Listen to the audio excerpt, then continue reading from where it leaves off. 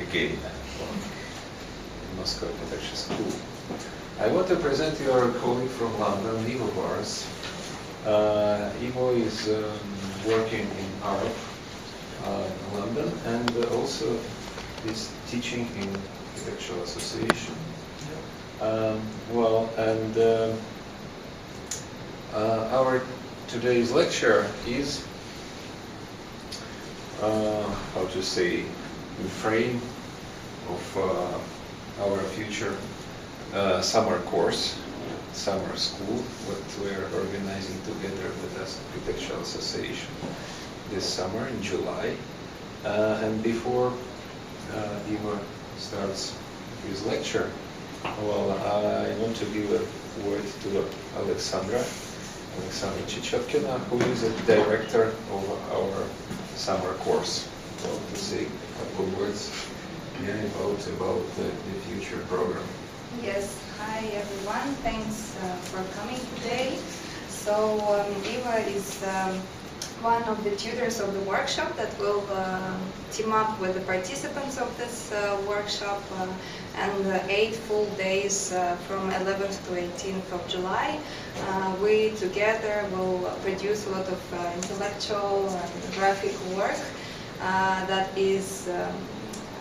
will explore the area of Shabalovka. It's the constructivist area of Moscow. It's like a museum of different typologies of constructivist building, and as you know, it has a lot of spatial advantages and spatial features that actually can make it a really cultural cluster of Moscow. But today it's not very active area. It looks like it's shut in itself. So actually the idea of this program will be to explore how it was developed through the 20th century, where it came up to today, and what are the, let's say, worldwide agenda and worldwide trends that actually could help in the development, in the heritage development of this area. So looking back at the interesting historical background of the area, we will use some innovative instruments and methods to really create some interesting architectural proposals. And it's important to say that the outcome of the workshop will be the big model of Shabalovka area, where we will project a video which will be compiled from all the graphics that we will produce during the workshop. So it's also an interesting way of representation which will be tested during this workshop. So today Ivo will give a lecture about his experience. He has a big background in architecture and urban design. Those topics are really valuable in terms of workshop as well. And if you have any questions, you can just come to us after the lecture and ask them about the workshop or about any content of the lecture. Well, you are welcome to the workshop. Well, if you see the leaflets, well, you can read a little bit more about the program. Here they are in Russian language as well, and here are all the links to the web resources where you can find more information about the workshop. Well, and everything is also on our website. Yes. Well, now you please, could you switch off the light, dear? Okay, thanks.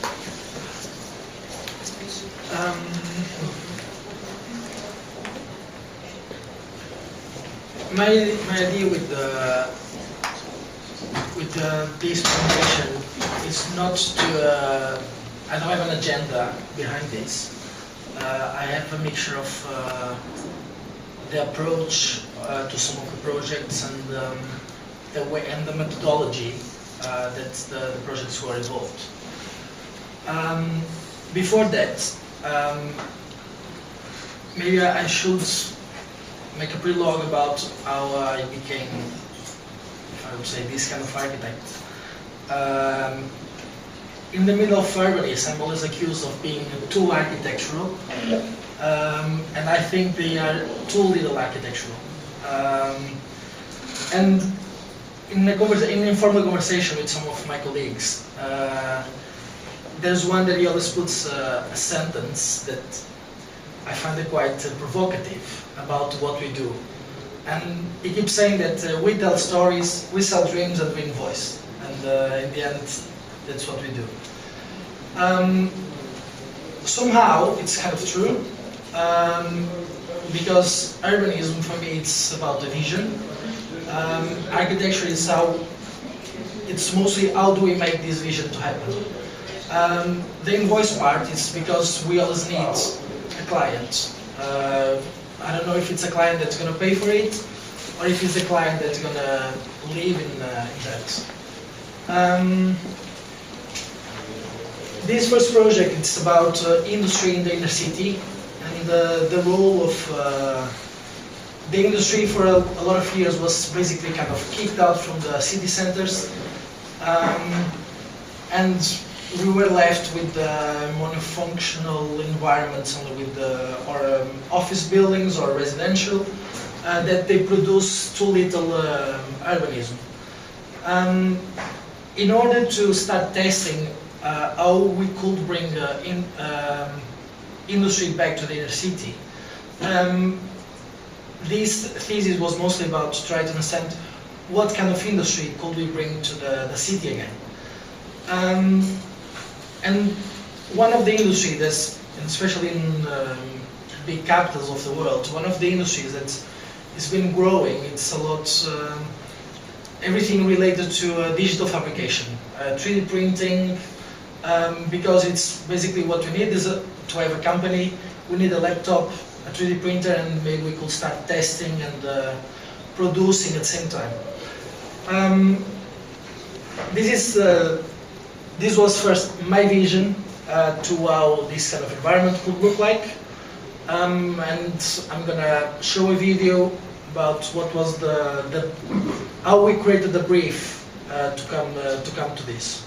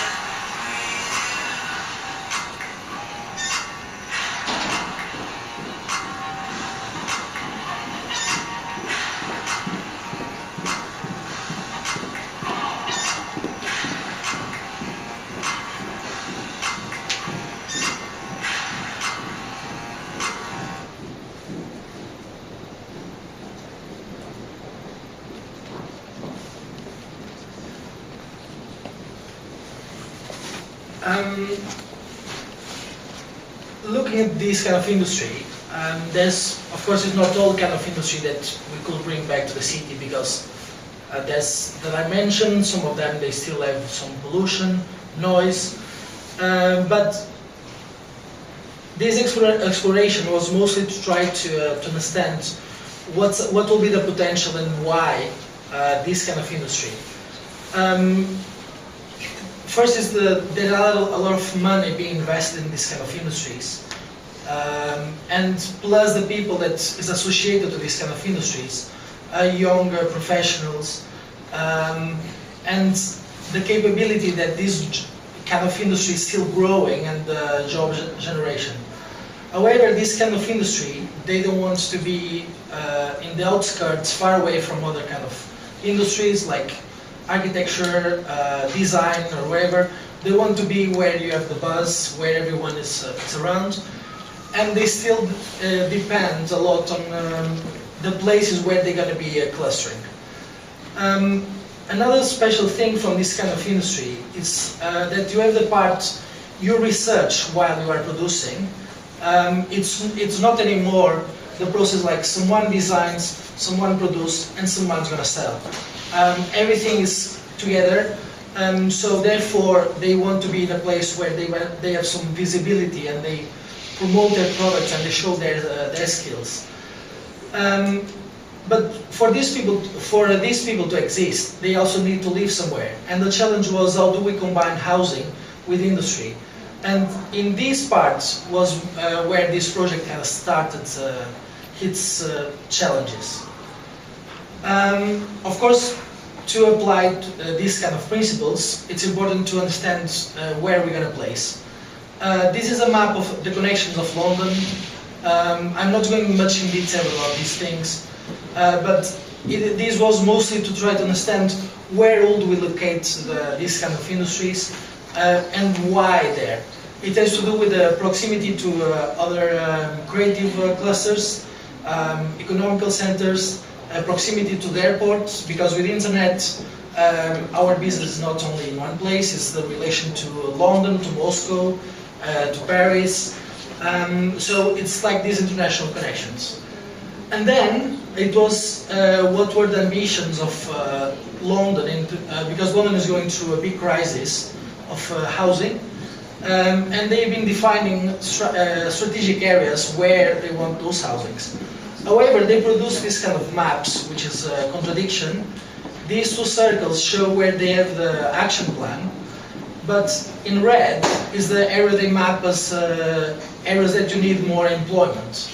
So the thesis starts kind of questioning this kind of contradiction and how could we reinvent these kind of clusters. So the thesis was mostly explored in all industrial area, which is this stretch, which has all the ingredients to happen. There are already some kind of some industries happening there. There's a station, and then but the problem is this area is too closed in itself. So I started from the principle of start giving some legibility to the territory. This is a little bit the vision, because this was a project done by 3 people, so we had 3 interventions. One here, I'm going to talk about this one, another one, and another one down there, to try to redevelop the entire old industrial stretch. Starting from the point of view to give legibility, this is a train station, the existing train station. But it's kind of hidden behind, under some arches, and there's not many things happening around. But as we see, most of the lines they go there. So I chose this plot and the typology that could help me to start giving legibility to the territory. So I knocked down these 2 buildings and I used one typology that could help me to reorient the entrance of the station and to create a plaza. The chosen typology was an infill, divided in 2 parts, 1 building, a gap, and another building, and all the environment will just face the inner part, and start opening the station towards this space. This is other building, which it's a new factory for industry, and it was like about with 1 block and the new entrance for the station, how cool the area start being transformed. This is the infill, with the industry on the ground floor and studios above, and all the social areas, they were facing the public realm. to try to promote 24 hours activity during the day on the ground floor, during the night with the shared facilities that will help to bring some life to the area. After this opening, it was the time to start looking at another block and how we could define some areas for production. So in this block, the idea was in this part to give more visibility because of the part that facing the station, production in the middle and servicing in the back part. And the rest will be almost kind of transparent and possible to see the environment we will have inside. But in the industry, not everything can be revealed. There's a part of the research that want to be hidden, which are these black elements, and to try to be positioned in one way that we could create production clusters in the middle and still have entrances for housing that happens above.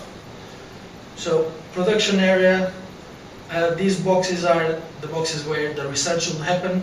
The rest will be just production for 3D printers, robots, and this kind of environment, and housing stacked above. Again, production area, housing, and this a little bit how the environment will be populated. The idea with this was to try to create another system and to put emphasis where will be the servicing routes in association with other industries, and in red the areas for pedestrian and the main accessibility to the buildings.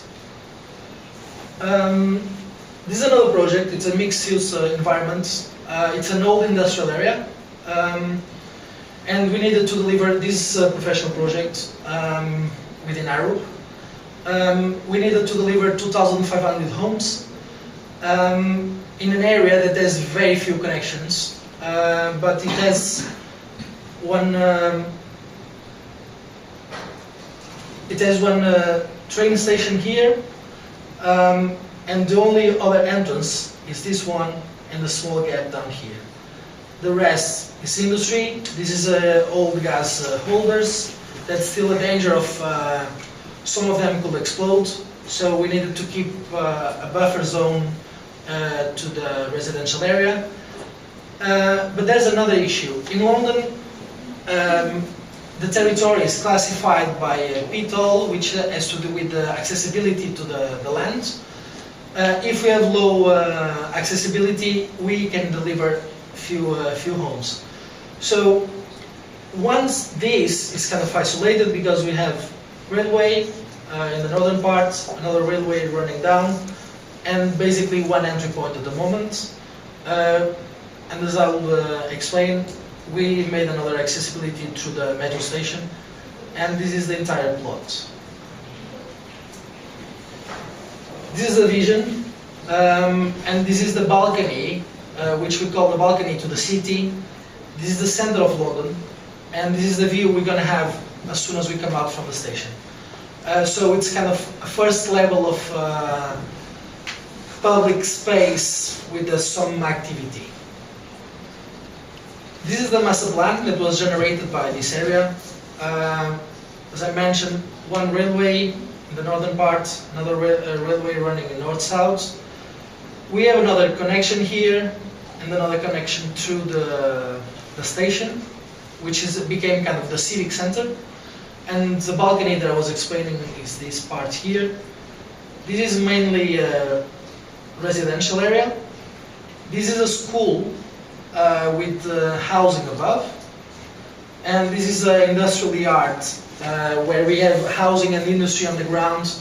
And this space could work as a kind of experimental area for prototyping and so on. These buildings, they were very difficult to put on the ground because it's the first line of buildings facing the industry.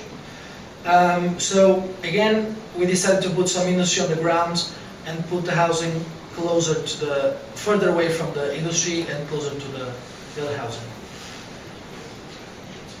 One environment, this is the area of the station, one civic center, the environment of the school with housing above, the industrial yard. The idea with this was to have a space-based movement and not a street-oriented development. So we wanted to put most of the activity in the courtyards and not so much in the streets. So to try to drag people into the space. This is an example of the industrial yard. Some prototyping and servicing and this kind of environment, but it still looks like it's a residential area. Again, as you can see here. This is the environment of the housing. We wanted to make a mixture between living in a city and living in a park. And this is the environment of the school, where the school has an open corner which kind of works with stairs, which could be kind of amphitheater or something else. And this is the civic center. We have gyms, library, cafes, and we come out from the station here and we start walking down. This is a park in Brazil. I call it playing in the backyard. It was very challenging. It was an area with 99% dense soil occupation, extremely dense, and very few public spaces. The park is extended in 3 kilometers by 100 meters. This was only possible because the high voltage cables were compressed by 100 meters to 50, and we had space to create a park. As we can see, it's extremely dense, and there's here, this is wild and not good for families and play, at least. And the reason why I call it play in the backyard, I'll show you. I'll explain in a minute. Because the transformation of this area, most of the housings before, they were turning the back to this corridor. Afterwards, it's possible to see that people start opening windows towards that side, because suddenly houses that didn't have any value because they were in the back of, let's say, of the major infrastructures, suddenly they are in the prime line of the prime spot facing the park. This is in relation to the city of Rio. As you can see, it's a really long park. It's a massive structure. Right now it's only this. There's the potential for this to continue extending towards the high voltage cables corridor, which could be probably the largest park, or the longest at least in the world, but around 10 kilometers of 99% soil occupation, it will be a great achievement. This is how it looks like. Some kind of slums in both sides. And this helped, this became a kind of the catalyst to some transformation. Still there's some a railway corridor running in one side, and we have connections going from one side to the other, and this is a little bit the mixture of the uses along the park. This is the extension of the park, and this is the territory we have. And these houses before, they were turning the back to in structure like this, and suddenly these houses, they started to opening new windows because they have an amazing spots. As you can see here, most of these openings didn't exist before, and it was a great element of transformation. And it brought to an area that it's quite poor, some infrastructure, and also these water features happen because it's really hot in the summer, and it's been helping, and the park in itself helping to cool down the entire stretch. This is another park in London. Well, this is a residential area, but it's mostly about how a park could set the tone for a living environment. London as a green belt, where the ground needs to be open as much as possible, and the footprints, they need to be very reduced. So then we took the advantage of putting all the housing in the edges of this plot, on both sides, and use this as a park. The client, he wanted to live, he grew up in this area and he decided to leave a legacy to the future. So we are trying to negotiate a master plan to keep this as a park forever, and this is public and no one can touch. The only area, it's like 10% of the entire plot could be urbanized, and then the urbanization is in the edges. But mostly what sets the tone is the environment in the middle. These were some explorations for the typologies that we could create and the kind of environment that we'll start having to the street. Terrace housing,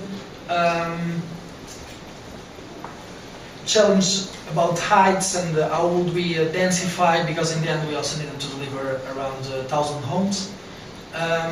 And what's the scale when the territory is mostly kind of low housing? How will start negotiate the heights and the scale of in relation to the park? Typologies, maybe a tower, maybe something else. This is a view to the park. We have commercial on the ground floor in very few points to create like a gravity center in the entire master plan. The rest will be just public realm. This project is a different tone. It's a little bit how to use railway as a catalyst, and most of the times when you think about railway, it's this element that we can't touch or we can't even get closer, and it tends to create poor environments, quite polluted. In cities, most of the cities, the stations were known in the area of non-go area. This project tends to challenge a little bit these concepts. UK is building a high-speed train, second line, and which is going to cross the country. And therefore, there are a lot of new stations being implemented. And this is one case in Leeds, where the thinking was not first about the station and then the space, but the other way around. There's already some development in the area. We were trying to understand how does the people move, because they are the only element that could bring life to a city. And then, if it's just about crossing a gap, how could we start giving some space to the area and the reference point? And then the station came after, because in the end of the day, it's an interchange place and it needs to load and unload people. And then the rest of the development comes around. This is the territory, this is the railway. There's already a railway existing there. This is a new structure for the HS2. And we have a canal. So we have two strong elements setting reference for the territory. Again, this one. One of the explorations, because there's already one existing fabric in the territory, was having this station in the middle. How could we start create a stitch both sides of this part? Was about not very defined function. The other ones were about public transport, and start inviting people to come out and to appropriate the space. That's the case here, which I'm going to show later. More detailed images for this, and create other corridors, green corridors, as we call it. So we had two challenges. One was to develop the waterfront of the canal, and the other one was to see how we could bring the two sides of the territory. This is a little bit how we will start populating the waterfront with different activities, different parks, and create vibrant environment throughout the city. And these were some ideas to start exploring how could these crossings become something else than being a poor, dark corridor. How could we bring probably some green spaces around that will have a relation to both sides, slot some functions under the arches, probably some public activities, maybe a swimming pool, put some shops under there, maybe green walls. Just an attempt of trying to use the railway as an asset for a public realm and public space. This is the station here. This is a large park. So the idea was to try to create, and this is the civic center. The idea was through the station how we could connect these two parks, this one and this one. So there's some permeability through the station that gives different accessibilities, and then you could go up to the platforms that run in this direction and in this direction. Another one, this is a station. The railway runs here. Under we have cinemas and theaters as an environment for off-peak hours. Train station, and down here commercial activities and housing and offices stacked above. Another one, it's another part of the stretch. Office under and some industry under the arches, housing and public services on the ground, and green park in relation to these spaces. This part is mostly about how how do I explore some of these spaces and the understanding. It's not only computer. It's most of these things, they tend to start with sketches to set the environment and to see what kind of environment will we create and what's the life we want. And usually only after having these elements right, then we start formalizing and try to give probably some more realism to these ideas. These are images in process.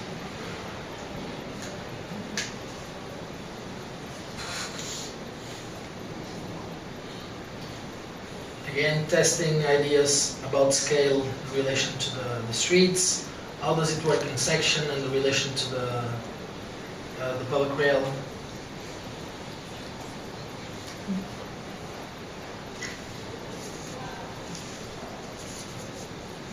I guess that's it.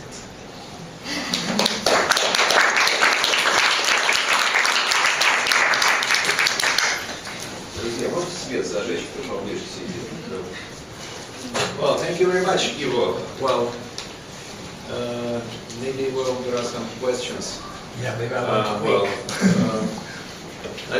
can start with my question. Well, I appreciate very much the last part of your presentation. For me, it was a surprise that you are showing the drawings. Well, for us in our school, drawings, this is a very important part of the education. And I like very much your drawings. They are very, let's say, precise. Well, it's not about not only about the graphic quality, but mostly about architectural quality. And my question is, was it a part of your education, or you started drawing independently in parallel with the school or after school? How it was integrated in your My background as an architect is based on drawing.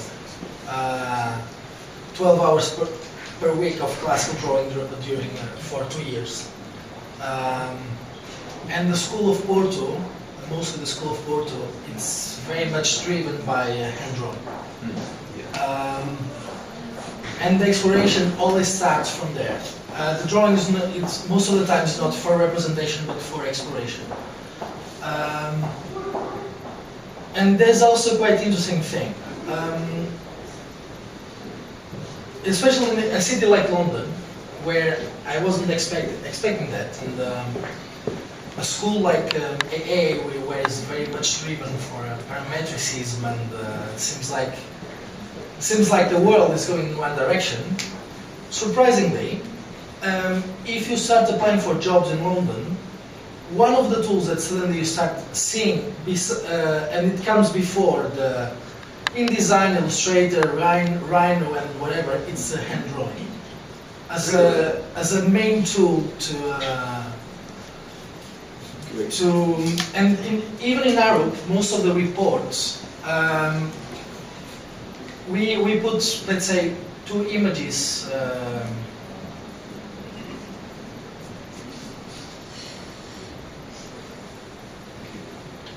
Usually we use like really 2 images like this, but all these sketches, they are the reports that we give to the client.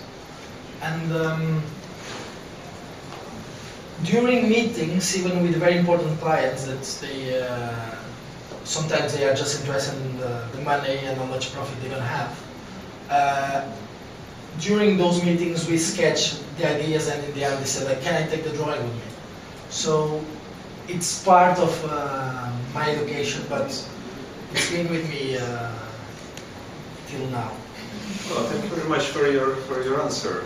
And I would say that even the computer graphics have the very good quality of painting. Well, is it your idea to make them like that, or there are other people like? No, there's other people. Visualizers, yeah. Special people for there's rendering. There's special people. They do these things, and they only do these things.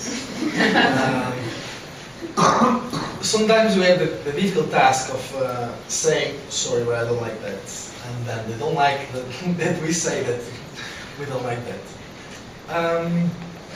But there's one thing that the urban design department in Europe, we do mostly urbanism and urban strategies. Like, we don't really, let's say, we are not interested in the buildings. So most of the times we are more interested in the kind of atmosphere that we create. Because the master plan should be flexible and should allow to different kinds of architecture. So whenever this visualization happen, we tend a lot, how to say this, to give precision without giving too much detail on how the architecture going to look like. Because the client at this stage is not interested in knowing how does the frame of the window going to look like. He's more interested in like what's the environment that we are creating, that probably later on this can be developed into something else. Well, thank you very much. Well, the other questions, please. Well, yes, Ivo, you showed us just the final result of this project. Projects. Please, could you tell something about how did you develop this? How is going this process? What kind of study of research did you develop through this? Just this. How is going? One of the just select. Yeah. Actually, I was talking with Alexander before about that. One of the best projects I could have to show that I can't show because it's we signed a confidentiality agreement.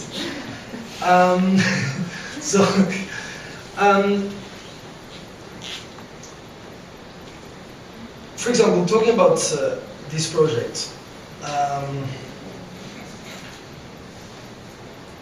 sometimes it's about the density, and the density that the proposed density from because that's the part I feel that's the difference between architecture and doing probably master planning. With architecture, we tend to follow direct rules or guidelines straight away. when we are doing master plan, it's always a negotiation between governments and the private client. Because the client always wants a double, the borrower always wants too little because they don't want to shock the neighbors. The neighbors, they don't want anything because they prefer to be relaxed, and they don't want suddenly their traffic then going to increase in the streets. So this process was mostly about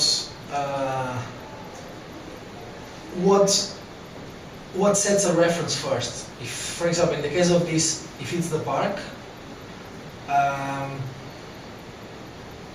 do we want to create a park for everyone, and then therefore we need to see how do we stitch this to the surroundings?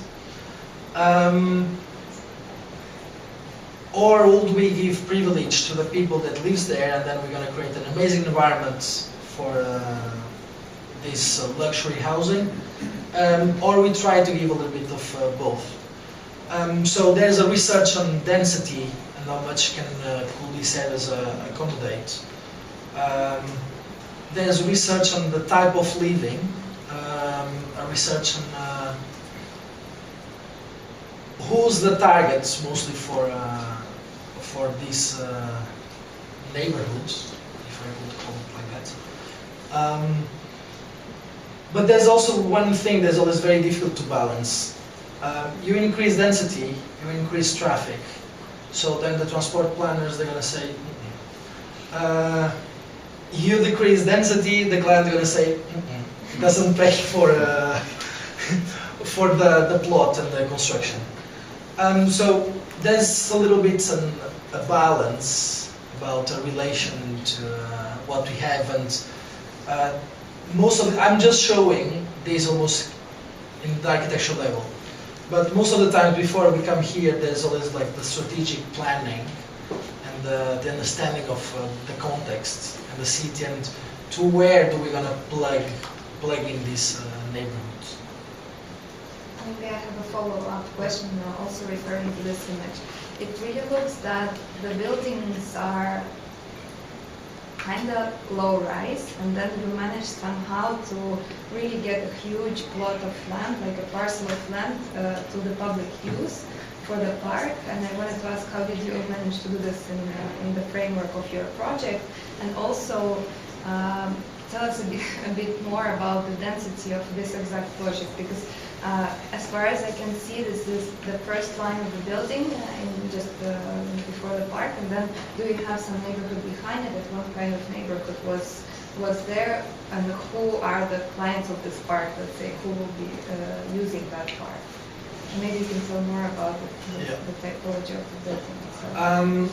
This is the scale of the streets running parallel to the park. The way we achieved density, London has one problem, which is the cost of living, the cost of housing, which is extremely high, and therefore it tends to squeeze a lot the area of the flats and the living areas. In the beginning, we were taking a lot of space for this. We managed to achieve some density with the dimension of the blocks, the depth of the block, and the proximity to each other. As you can see here, they were really close to each other, but we managed to create some shifts that doesn't break the privacy to the neighborhood. This park, the users of this park, it's much wider. It's like the larger neighborhood. Even though this is luxury housing here, well, not all. There's a mixture of luxury housing and affordable housing and public housing mixed with luxury housing. And this was only possible because the luxury housing was paying for the affordable housing and the public renting housing. So this park is totally public, and this is accessible to everyone. And also this corner, this is a school, and this school is not for this neighborhood, it's for the wider catchment in the area. I have another question. Also, I noticed that there are different types of users, different functions that you implement into your proposals. Like there is commercial, ground floor is commercial, right? In this project, and the housing above. And then in your thesis project, right next to the train station, you put the housing, like a small tower with housing, if I understood you correctly. Can you also comment on why was that important in this kind of project?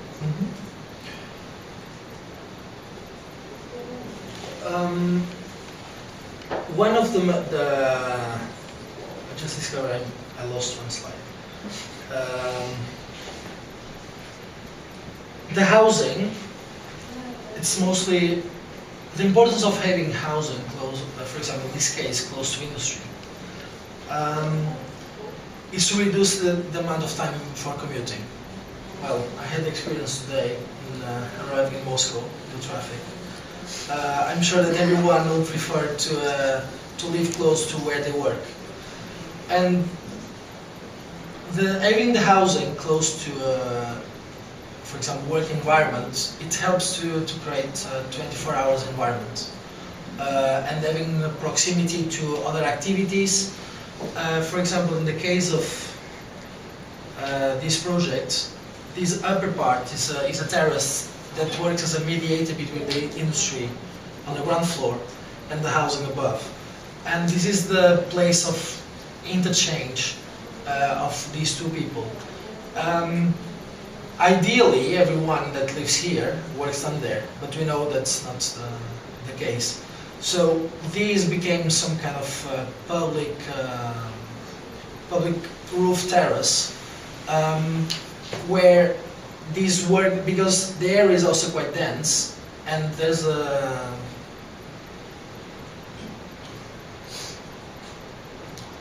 large park next to it.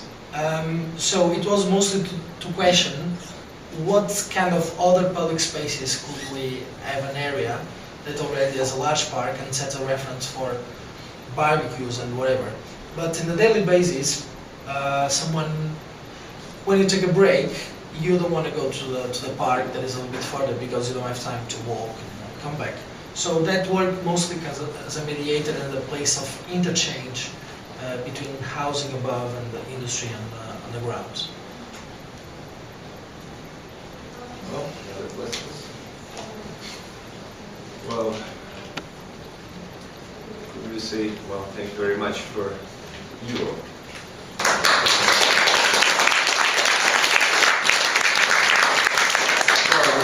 The last point of today's meeting.